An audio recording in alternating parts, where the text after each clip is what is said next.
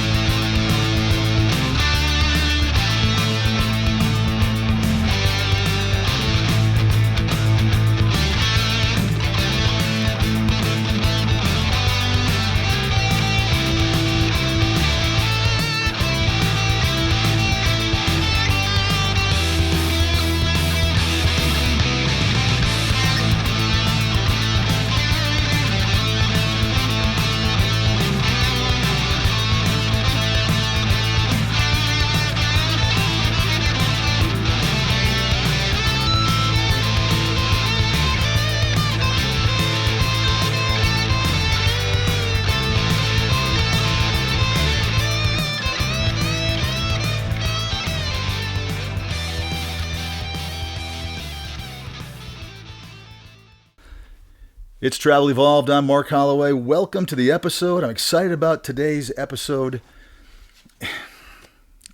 I'll jump into it. The reason I'm excited about it is I think that this is one of those concepts that just kind of isn't talked about anywhere. Let me qualify that. I think it's talked about amongst travelers. You guys do talk about this amongst yourself, probably in the break room when you are together. I know a lot of you are nomadic in lifestyle, and oftentimes you're not together. You're on the road, or you're back at your place that you're staying at. But I do think you guys do talk about the idiocy, if you will, for lack of a better word, of why it is that in our industry, travelers are discouraged from talking about the things they learn from other facilities. And I want to talk about it today because I think it's unbelievable and it's amazing to me, and especially. It's not like you guys are working in, accounting or something where, IT certainly could help, advance your industry. This is life and death stuff for a lot of people. And so oftentimes there's two lives involved. I mean, this is not light stuff. And the knowledge you guys are learning, again, it just amazes me that it's almost discouraged for you to share that information of what you learned at other facilities. And I think today I want to talk about it because I think it's crazy. And just maybe the point of the episode is, first of all, you guys are going to hopefully get some accolades and feel good about yourself, because you should. So we're going to accomplish that today. Secondly, I do hope that this episode falls into the laps of some people that are in management at different facilities, and they kind of sit there and go, might be missing out on gaining some wealth of information to help our facility advance itself. We'll see. We'll see how it goes, but I hope that is the case. Again, these things live in infamy forever until, YouTube or the podcast channels decide to take these down forever, and who knows what the future holds with all of our social media. But for the time being, what you throw out there and what I throw out there stays around for a while. So maybe, just maybe, this will help a few individuals improve their units, improve their facility, improve their way of thinking. But as always, guys, I first want to thank you guys for the subscriptions. Thank you for following me and what we're doing here. And it's not just me. Obviously, I've got a team of people that really help produce these episodes and come up with a lot of the topics and do all the editing. It has become a team effort, and it's great because it's really helpful that just the time it takes to put one of these things out there. And I think anybody that's ever done a podcast can attest to the situation that it's a lot of work.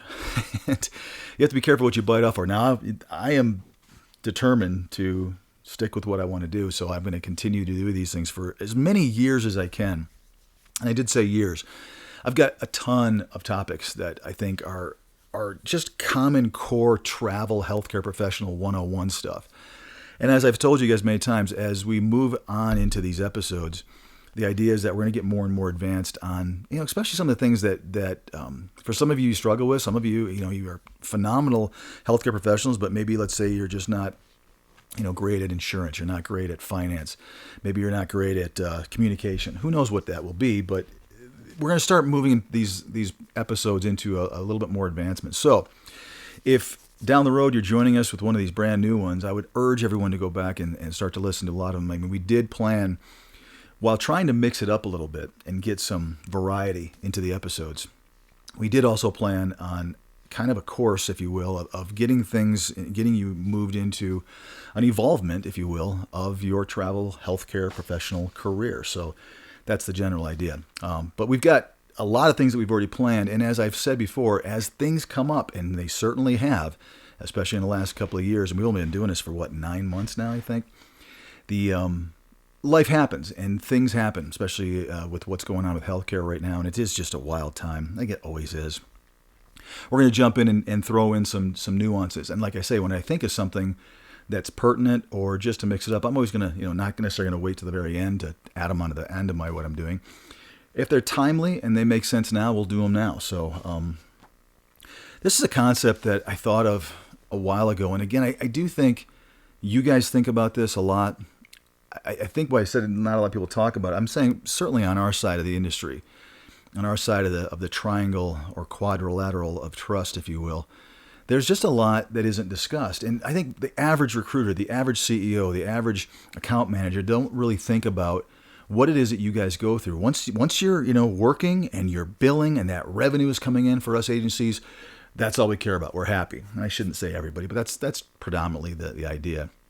There's not a lot of recruiters, believe it or not, that take you home with them at night and are sitting there thinking, I wonder if this particular traveler is having a good time at their facility, if their opinions and the way that they're working is looked upon highly and valued.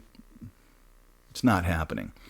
For most of them, they're out, hitting the bars at night because they're in their, early 20s and they've only been like second or third job. But for those, the veterans, veteran recruiters, this is an industry that for recruiters, you do take your job home with you more than the average, job out there, so to speak. But at the end of the day, for a lot of them, it still is a job. And, it's time to decompress and spend time with your family or somebody else and you unwind. And that's just the way it kind of goes. So along those lines, I think this episode and what we're going to discuss today is it's a shame, I guess, for lack of a better word. And it's unfortunate that we live in such an important industry. And again, we're not talking about just, mistakes that that cost money. We're talking about mistakes that could really, save money, save lives, improve health in general for the general public. And it's just wild to me that it just isn't nurtured. Let's put it that way. It's not something that hospitals come out and say. So let's talk about the last couple of years, first of all. Over the last few years, it's kind of wild to me that, I guess 18 months, 20 months now, maybe 22 months, 22 months. We went from you guys being literally called heroes. I don't care what area of healthcare you're in, whether you're, I'm going to sit there and name them all. Whether you're allied, you're nursing, you're in support, everybody was being called heroes back in, March and April of 2020. And there was, everybody was. First of all, let's leave it at that. Let's have that be the ending statement. You guys all were considered heroes. Then you took travel into it. And for those of you that were traveling back, 22 months ago, you guys were really called heroes. People were really, it was the first time in my 22-year career, excuse me, I got a bit of a frog in my throat today, that I can remember traveling healthcare being something that was discussed frequently on the nightly news, on your local news. And it was pretty remarkable that there was still so many people that had never heard of this. You guys understand that if you're not in this industry, a lot of people don't even know that that traveling healthcare is a thing. They just don't. I mean, maybe you guys know that, but for those of you that don't, a lot of the general public has no idea that this is, every day I get that. I didn't know that was a thing. Yeah, that's a thing. So it was kind of cool to see that it was being openly discussed, and it brought a lot of light, I think, onto what it is that you guys wonderfully do. And again, touted as heroes, going into the front lines, doing your job to help, get us out of a crazy, scary situation. And it's wild. And I do think, by the way, not everyone listening to this podcast was a traveler then. So the I think part of the underlying current that wasn't so great was there was a lot of healthcare professionals, but the majority of them, let's be frank, that weren't making crazy money. They were just doing their job. They were just still working their job and being asked to do the same thing that travelers were being asked to do at typically, almost always, the same exact pay rate they were being asked to do it 2 years ago today, as opposed to 22 months ago today. And I think that all of us need to kind of stop and think about that. It did create a little bit of animosity. There was a lot of folks, as you guys all know, maybe some of you are some of those people, that said, the heck with this, I'm going to go join the ranks of the people that are making the insane amount of money, and I'm going to leave my post here at my permanent facility and go hit the travel road. And I hope for many of you, you stuck with that. I know there was a lot of coming and going. People got into traveling, and then they got out of traveling. And it was mostly financially driven. Nothing wrong with that. But there were a ton of people that didn't get the financial benefits. So that did create, I think, for some, a little bit of animosity that, oh, you're only a hero. You're only, and I'm saying that in quotes, you're only doing this because of the money. And, there's an argument to be made for that. And I do understand the feeling if you were a permanent staff member at a facility and seeing people come into your facility making 5 times literally the amount of money you were making. I think we can all take a deep breath and say, I understand why that would be tough to do, tough to watch, being asked to do the exact same thing. However, the last time I looked, everything that we did for the last, 22 months has really been driven by supply and demand. So let me just qualify that a little bit and say that the real money, the high, crazy money, typically, I don't know too many cases where this wasn't the case, was also in the typically high, crazy, scariest environment where things were being hit the hardest, where the staffing was at its shortest. So the biggest money was at the biggest risk. And as I've documented here many times, it also was the first place that people would be let go when it was over, unannounced oftentimes. And there was opportunity to make really good money, but sometimes the less the money, the less the risk, the less the need. It's all supply and demand driven. So I will still qualify that for those folks that were upset with travelers for traveling or for jumping ship and becoming a traveler. There was a price to pay for that. It wasn't just free money the last time I looked, and I hope that I'm getting a lot of amens out there, because it really wasn't.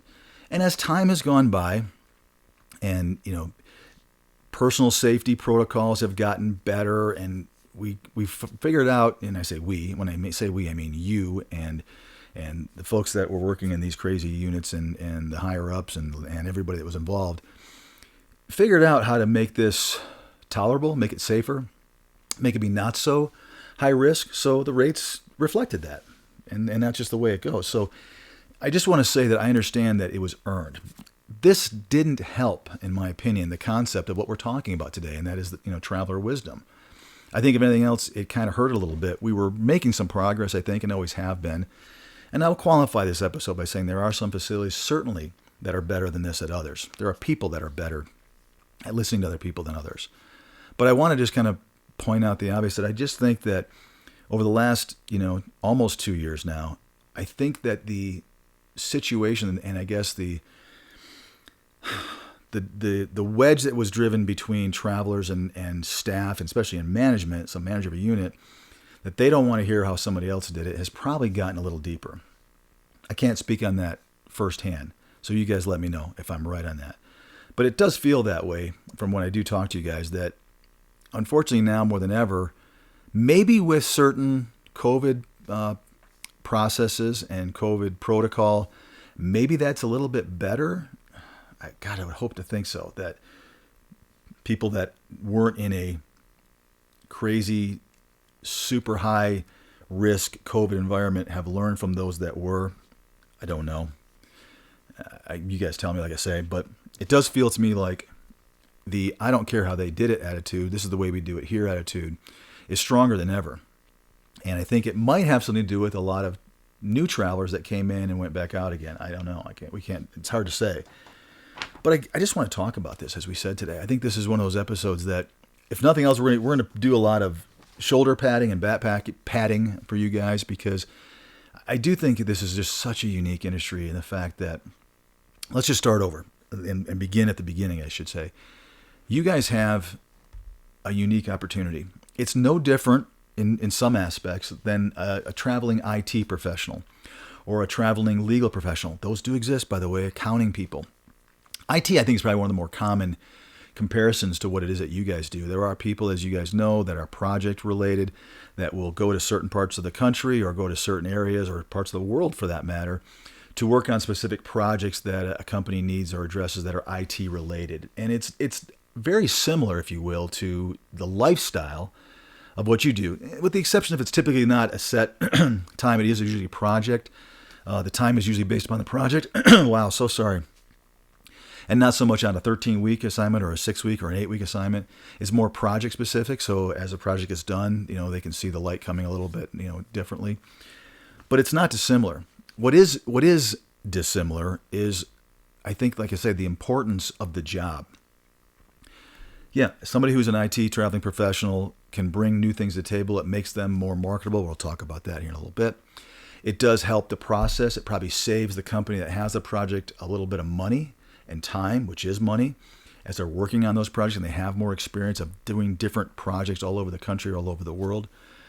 With healthcare, like I said earlier, it's not just about money. Of course, we already have said money does drive everything in our industry.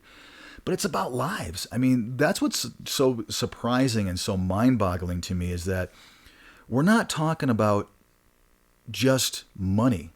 And again, I'm going to say it, money drives our industry. So there is that aspect for sure. But we are talking about lives here and healthcare and getting people better or getting them recovered or, moving them through the process of the facility from potentially the ER to maybe to the OR to recovery to a med-surg floor or maybe an ICU or a telemetry step down.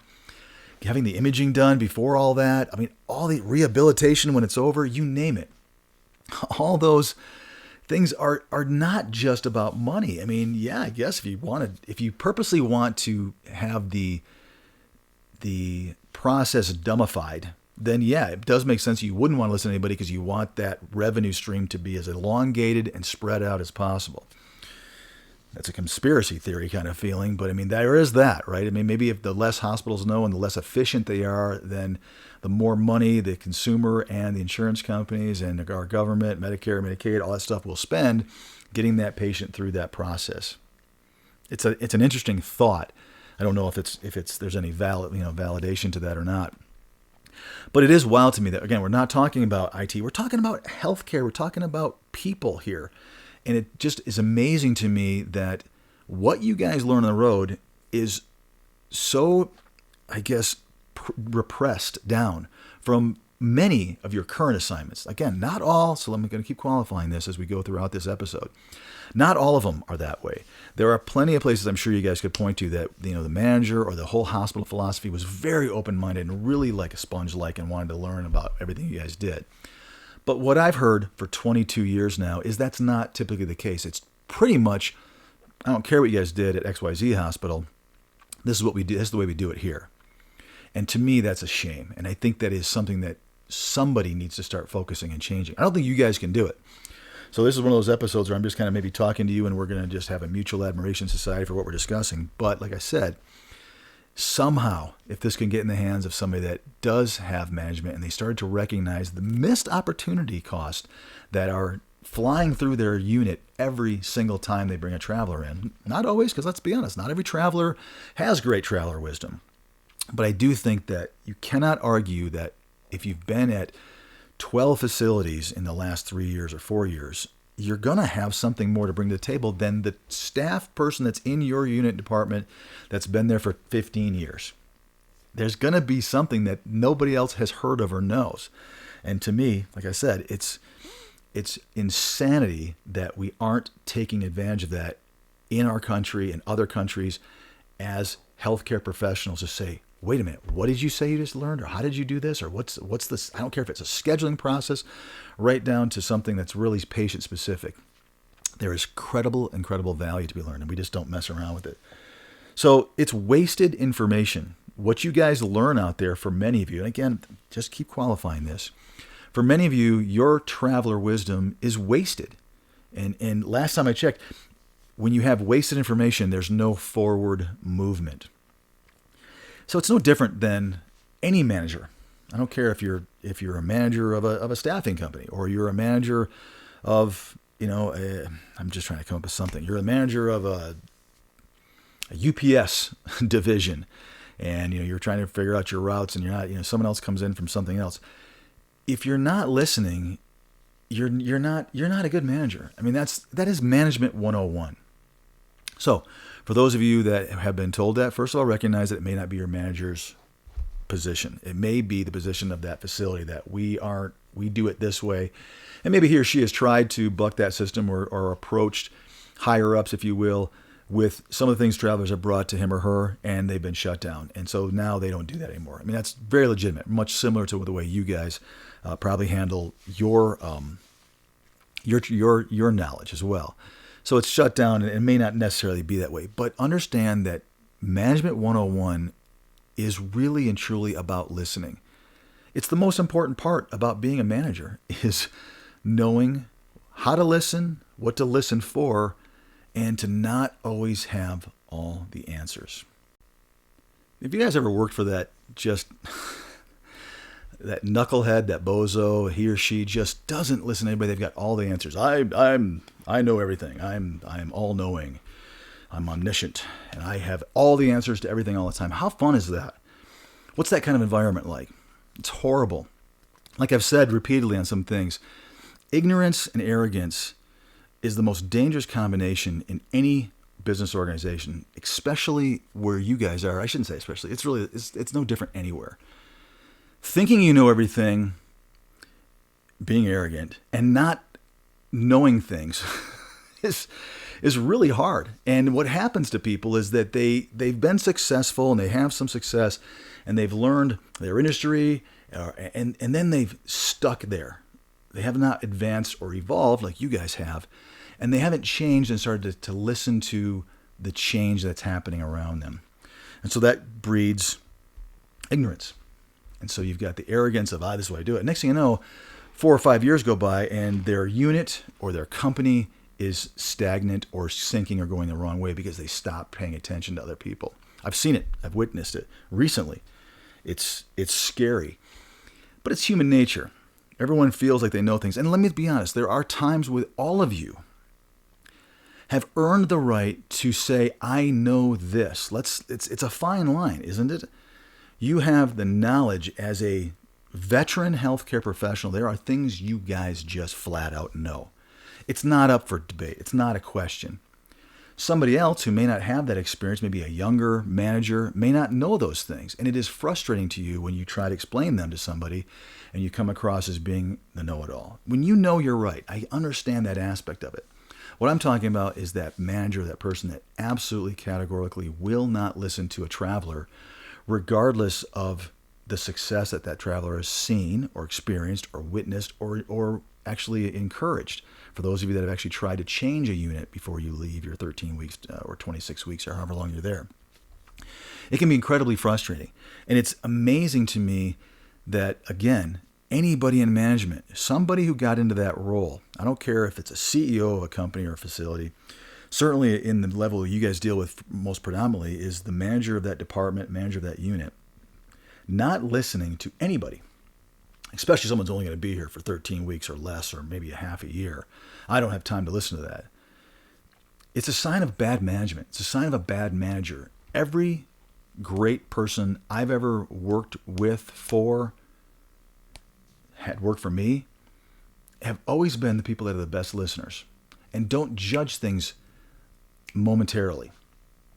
And I got to tell you, I've worked hard on this in the last probably 15 years of my career. It is, and I've been fortunate. I haven't had to work for anybody theoretically, in a long time. And that could be dangerous, right? Because you can always say, well, I have everything. And I saw myself doing that maybe 15 years ago. I did hire a business coach who I think really helped me to recognize that people are so important. So now it's become who I am. It's really important to me that I listen to everybody and not discount or discredit somebody just because they haven't had the experience. I've said before that it's amazing how in our side of the desk, some of the most remarkable advancements in a company, in my companies that I've been the CEO of, have come from somebody who innocently asked an ignorant, and I mean that in a good way, an innocent question that I went, I don't know. That's a really great question.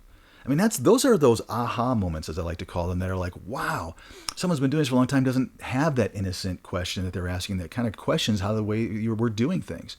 And trust me, our industry needs to question the way that we do things, from literally our side of the business for sure, the way you guys travel, the way hospitals approach travelers and staff their facilities with travel. Everybody needs to take a step back and go, can we do this better? And the answer is, yeah, we can. So we are.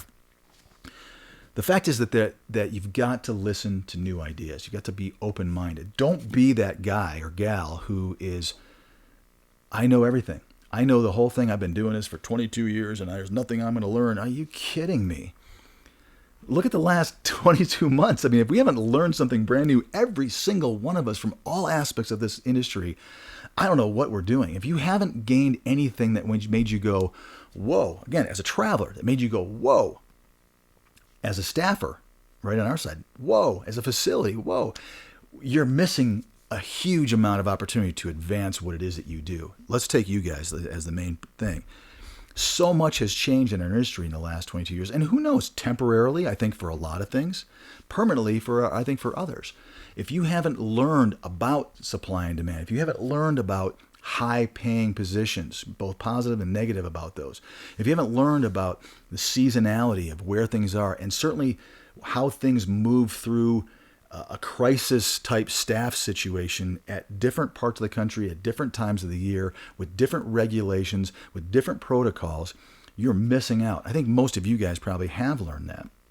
If you're a new traveler, there's a lot to learn, but I would warn the new traveler, don't have this be what you think is going to be the case all the time. None of us know what the future is going to hold, but hopefully all of you are open-minded and listening to not only me, but your peers, the people that you work with at facilities. I always say you name it, but everybody that's involved in your healthcare career, you should be a sponge to. Just like you guys have gotten that way, and I hope other people are sponges to you. So going back to what I was saying, bad leaders don't listen. You guys are going to run across that frequently. I hope less frequently, but it's just going to be Murphy's Law. You know, what can happen will happen. So you may be stuck with assignment after assignment after assignment of somebody who's not willing to listen to you with your traveler wisdom. I think in those situations, the best advice I can offer you is do your best, but let it go. I mean, we've even had guests on here on early episodes of Travel Evolved that kind of said so much that I do try to, help the unit out, but I also know my place as a traveler. I know what tough assignments are like. And there's a point where I kind of say, okay, I'm here to do my job. I'm going to do the best I can because clearly that's what this facility wants of me. They aren't looking for me to improve their unit. That's going to happen to you. I think you can take solace in the fact that you did your best, but you don't want to blow your assignment or get on management's wrong side by coming across as know-it-all, even though you might know something more than they do.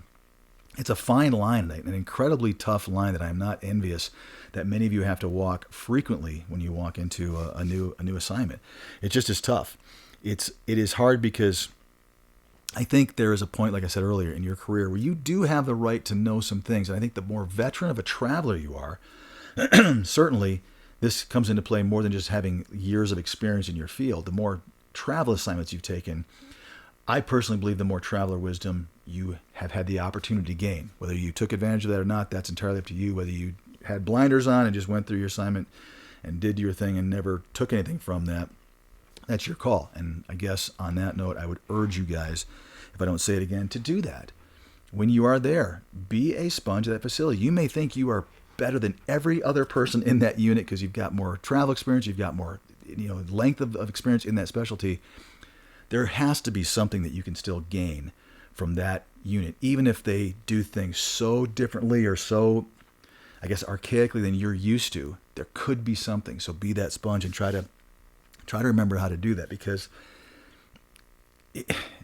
like I said, going back to leadership, there are going to be good managers, and there are going to be some really poor managers, excuse me, that you're going to be working through. What I've always wanted to do and always wanted to emulate was I always wanted smarter people around me than I am, which is not hard to have happen, by the way. There's some incredibly brilliant people out there, and a lot of them don't even know how brilliant they are. And I've always said that's who I want around me. Quirky, not quirky, it doesn't matter to me. Intelligence is important. Free thinking outside the box, as they like to say, and everyone says that phrase. That is really, really important, especially from our side of the desk, and coming through with new improvements on everything from how we recruit to how we staff to how we find you guys to how we retain you guys. All of that stuff is important. So surrounding myself with people who are much smarter than I am, like I said, which is not tough to find, is really important. And I would think that is one of the reasons why most of you are getting your assignments, is because you're the best of the best. So you get into that new facility, that new assignment, and the best of the best is here, and here I am, and now you've got to figure out, do they really want the best of the best?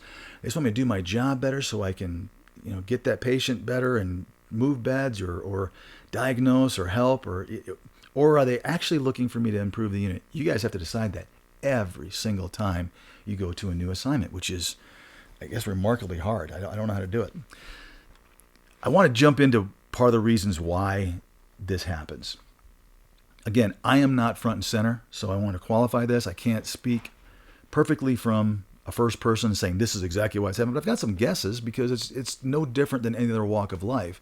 Again, you guys can tell me if I'm right or wrong.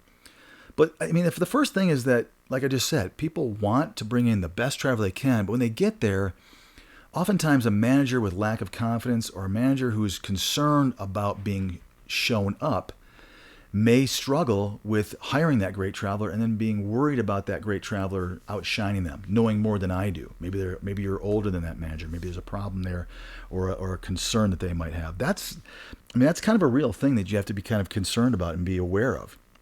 So there's that one reason. There's always that philosophy, and I experienced this too, and I've even felt this way before, that we do it better than you do.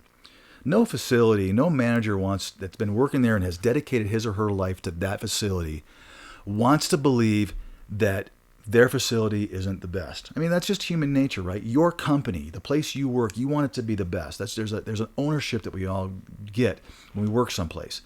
That manager has that. That staff member has that. They don't want to think that, boy, we really don't know what we're doing here, and someone that came from some big wig hospital in some big wig facility in some big wig city is going to show us how to do it better. That's just innate in all jobs. So recognize that coming in with, well, I know more than you do is hard. I've had that. When I used to hire recruiters, they would come in and say, here's the way we did it at our old company. I'd look at it and go, my first reaction truly, honestly, was, I don't care how you did it before. And then I'd say, okay, let me hear what you had to do before, because I did want to know. And I would oftentimes get reaffirmed that the way I was doing it was right, but of course there were things I'm like, oh, I never thought of that. Whether it was techniques or tactics or sales tactics, and it's all sales, by the way. Got it in again this week. That I learned from what some of the other companies had done. Oh, that's a great way to kind of hook a traveler into our company and convince them to take an assignment through us that they could take through 300 companies, but we got them. There's always those little things that you're going to learn. But philosophically or, process-wise, I did find that, once I opened my mind and listened to them, oftentimes it was like, yep, that's not for me. It would almost reaffirm that doing things differently was just my mojo. In case you guys can't tell, that I like doing it better that way. But realize that for many people out there, you are walking in and there's an instant potential intimidation. I have been my entire career at this facility. Maybe I was a staff, let's say, for example, RN, and I'm the manager of this, oncology unit. I've worked my way up. It's the only place I know. And here I've got some, new oncology RN coming in, and I don't want to hear what they did at LA Children's Hospital or somewhere else, or Sloan's Kettering. This is the way we did it here. It's a real thing that you guys have to recognize, and you just have to do your best to value and judge that person and say, what does this individual want from me? And there's always the wonderful thing of saying, how about you ask them? what is it you want from me for this assignment? When they get there, do you want me to offer suggestions of things I've seen before? Do you want me to just keep my mouth shut and do it your way? There's that fine line, and many of you are not going to be comfortable with even having that conversation. I understand that. It's too bad you can't. It's too bad you can't say, what is it you're looking for me from this assignment? And I think that's the best way you can phrase it. If you have an opportunity to even see the manager that you were interviewed with, which I know is not always the case for many of you, what is it you are wanting to gain from me for this assignment? Just filling a hole in the schedule and plugging that hole up and being able to work the patients? I can do that. Bringing some suggestions? I can do that. Why did you hire me? What is it you're looking for? And then you just have to take it from there. I know it's a tough question to ask, and like I say, many of you, I don't know if I'd be comfortable with it if I was a healthcare professional. I might be kind of like going, I don't know. But I think you can value it over a few weeks based upon that management, personality, their management style, their leadership style. And I think you're going to be able to decide whether or not you can, in fact, approach this person with, hey, I do have some suggestions of things that might help you, regardless of whether it's the way you schedule, the types of things that maybe the house super is sending this way, right down to actual processes that they could take to someone else, and they would look like the rock star. They're going to take credit for it, right? I mean, they probably will at some point. I'm not saying they should. That's kind of crappy to say, but people are people, right? If you are a manager, I want to leave this section with this. Be somebody that people want to work for. When I've had people tell me that in my career, it's been the best thing I've heard. And it means a lot internally. It's hard for a traveler to say, boy, oops, I knew that was going to happen. It's hard for a traveler to say, boy, it's great, that you have a great company. And it does mean a lot. Make no mistake. But when an internal person says, I really love it here, I like working with you, to me, that's one of the best things someone can say to me. It really goes a long way to me. I would think that would be the case for anybody. If you go into a place and be that manager. If you are in fact a manager, be that person that someone wants to work for. If you're a traveler, which I think most of you are, be the traveler that someone wants to work alongside of, that wants to work with. I mean, that's the best thing we can do. Whether it's attitude-wise, professionalism-wise, or skill level-wise, that's what you want. You want to be able to go, gosh, I'm going to miss you when you go because you really made a difference. I really loved working alongside of you, for you, with you. It is the best compliment, in my opinion, you can get professionally in your career. Okay, we had to edit that because I was just told by the team that we lost our audio. So we switched to the camera audio, which isn't as good, so I apologize, but we're back on with our audio now. So there's always something in these episodes, I'm telling you, there's always something. All right, so as a traveler, I think the most important thing is remain being a sponge. In this episode with Traveler Wisdom, gain that wisdom. I mean, this is what you guys do. Every time you go to a new facility, you have an opportunity, in my opinion, to advance your own career. You have a chance to be a better traveler. Like I just said, I don't care if it's the tiniest hospital in the most rural part of our country or a teaching facility in a major city. You're going to have something to gain from that, besides hopefully some great memories, some great friendships, and a really great experience as a traveler. Be that sponge. Try to take everything, even the bad stuff, right? Learn things that are bad, that aren't good. That's helpful to your career. It will allow you to be hireable, more hireable, I should say. It allows you every nuance and aspect to become stronger and stronger as a traveler. And I would urge you guys to do that. I mean, really and truly, it's one of those unique opportunities that I think you guys get. I mentioned IT, for example. Yeah, I think IT people do learn from each other, but not as much as you guys can. So there is that really wonderful aspect that we, again, don't talk about, that the more assignments you have, the better traveler you could potentially be. That's why, guys and gals, when people are looking at you and your profile and your resume, they're looking for a huge amount of travel experience, because I think some managers do, subconsciously want that. Just when you get there, they don't always want you to talk about it, but they're looking for that experience. Let's be frank. Isn't that crazy? I mean, they want it. That's why they're hiring you over everybody else. But when you get there, they don't want it. They just want you to take it and do it. Am I wrong on that? I mean, tell me if I'm completely off my rocker, because I could be, because I'm not there with you. But that's what it feels like. Because the first thing they talk about is we got to have this much experience. We got to have, that travel experience oftentimes outweighs length of experience in your field. So a 5-year traveler with 6 years of experience oftentimes gets the job over a 20-year experienced person with no travel or only 1 or 2 assignments. It just is the fact, because they've learned that traveling is different than staffing, so to speak.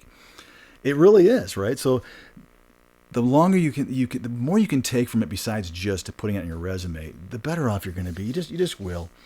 It really advances every aspect of your travel career. And I'm not just talking about clinically. You can learn things from other travelers that you learn on here or that you aren't learning on here. Guys, there's a whole bunch of stuff that I don't know anything about when it comes to being a traveler, right? I have a guess. There's a ton of stuff that I've never thought of that you guys know about. That's where you're going to learn this from. This is just one aspect, I hope, of your traveling career that you're learning. I'm just trying to provide something that you're not getting anywhere else, and it's not the baloney, hey, come work for our company stuff, because we're better than every other company that looks exactly like us out there. I mean, that's what you're going to get from every other person that does social media. Hey, take my job at this rate because it's $3 more an hour than their job at this rate for the same hospital. I mean, it's what a wacky way to do our business. But as I always say, I digress. Lastly on this thing, and we'll finish it this way. I do want to talk about, don't get frustrated when you do in fact try to give some of your traveler wisdom to a facility. I will tell you guys, as always, protect your assignment.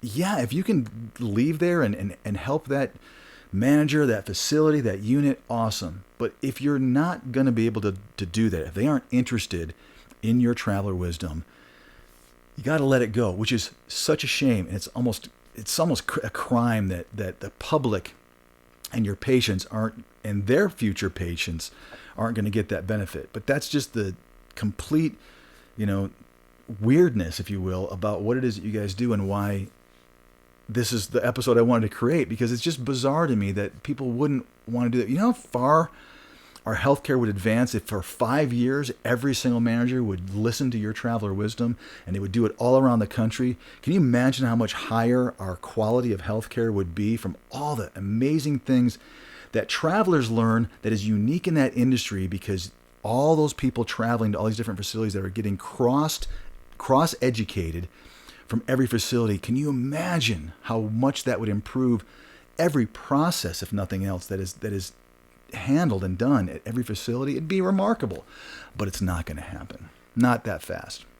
I think it happens a lot over time, but to me, it's such a shame, for lack of a better word. I can't put it another way. It's a shame that this doesn't happen. So don't get discouraged. Not everyone is going to want to get your input. Go back and rewind. Listen to what I said at the very beginning. It's unfortunate, but it's just the case.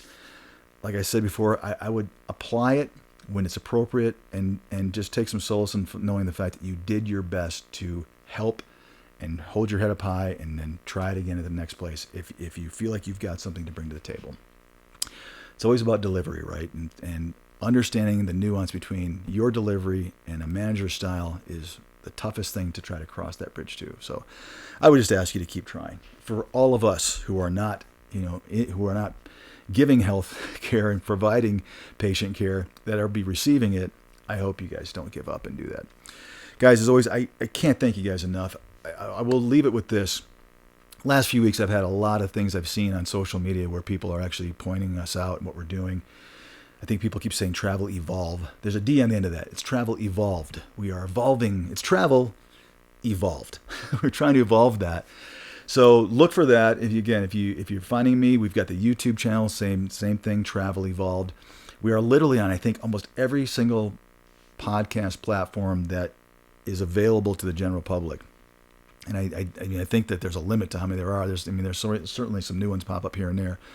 But find the one you like. Find the one you subscribe to other things for. I think podcasts are, to me, interesting if you find the right ones. There's a lot of just people just talking heads out there that are saying things that are, I'm not talking about our industry, just in general. But I've found some really good ones that have some great guests and some really good open-minded communication. I think that helps our world. It's cool to see that people can, give honest opinions about stuff. And it seems to be that podcasts and YouTube seem to be some of the places where you're getting it more effectively, I think, than elsewhere.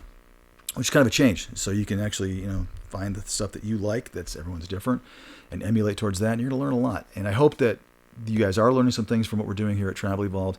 And again, I want to thank those of you that are spreading the word out there, that are saying you found us and sharing that. I've seen that a lot on Facebook groups lately.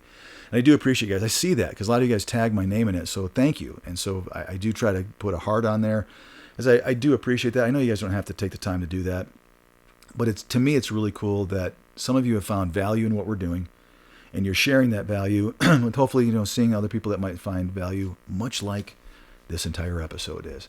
Guys, as always, I appreciate it so much, and I will catch you guys next time on Travel Evolved.